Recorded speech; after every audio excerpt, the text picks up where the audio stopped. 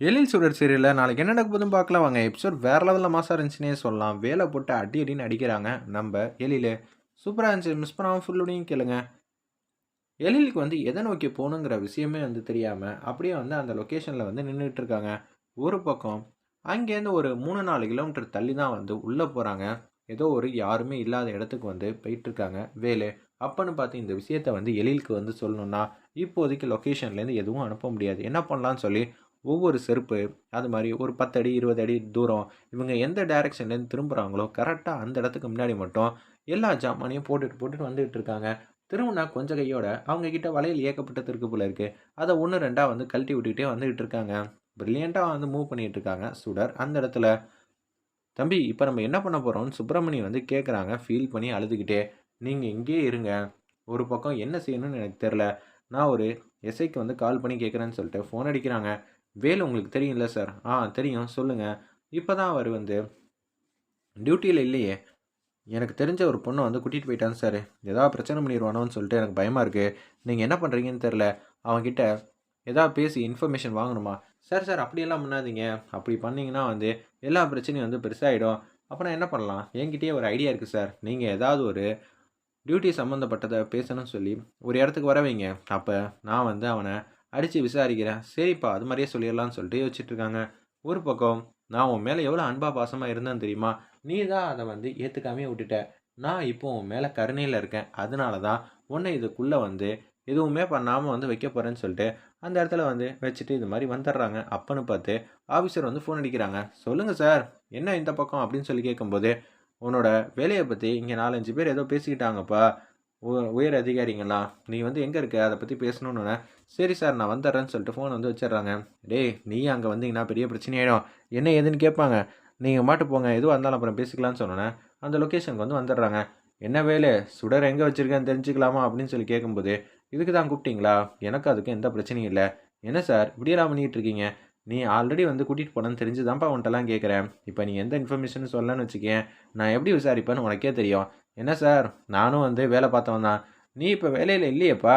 தேவையில்லாம பிரச்சனை பண்ணாத" அப்படின்னு சொல்லும்போது, நான் போறேங்கிற மாரி சொல்றப்ப, மரத்துக்கு பின்னாடிலேருந்து மாசா வந்து வெளியில வந்து வராங்க எழில். எக்ஸ்ட்ரானரியா இருந்துச்சுன்னே சொல்லலாம் அந்த சீன்லாம். அப்படியே வந்து டிஷும் டிஷும்னு வந்து பறந்து பறந்து அடிக்கிறாங்க. "இது எல்லாம் உன் வேலை தானடா" அப்படின்னு சொல்லும்போது, வேலு வந்து ஒரு பக்கம் எலியில போட்டு அடி அடின்னு அடிச்சுக்கிட்டு இருக்காங்க. 2 பேரும் வந்து மாறி மாறி டிஷும் டிஷும் பண்ணிக்கிட்டே இருக்காங்க.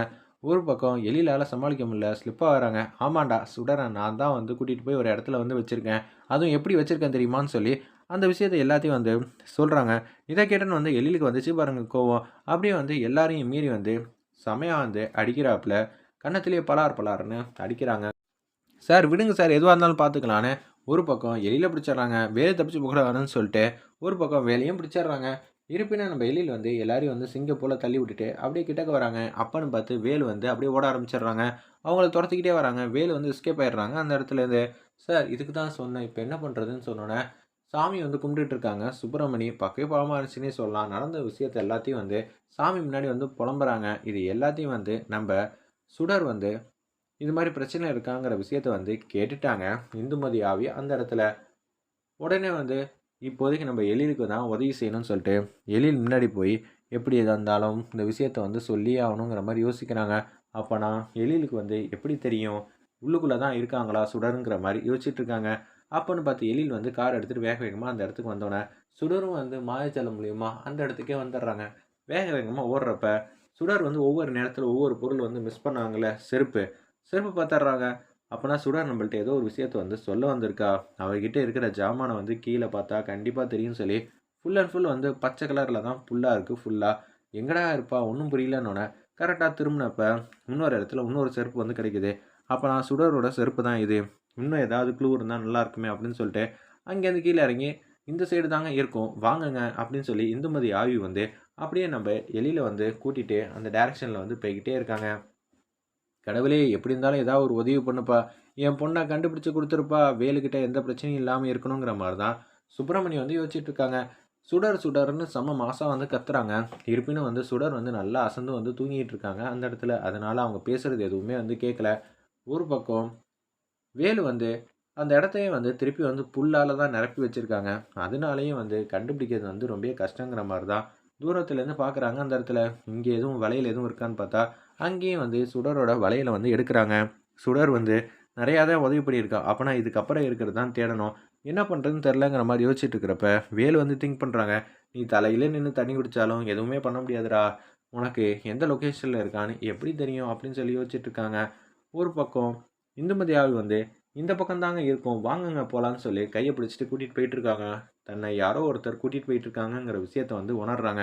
இப்போதைக்கு நம்ப எங்க இருக்காங்கன்னு ஃபர்ஸ்ட்டு கண்டுபிடிப்போம்ன்னு சொல்லிட்டு, எழில் கைய விட்டுட்டு அப்படியே டக்கு டக்குன்னு வந்து அந்த இடத்த வந்து ஃபுல்லா வந்து ஆராய்ச்சி பண்ணிக்கிட்டே இருக்காங்க. அவங்க சக்தி மூலியமா வந்து அப்படியே வந்து தரையில வந்து வச்சு பார்க்குறாங்க.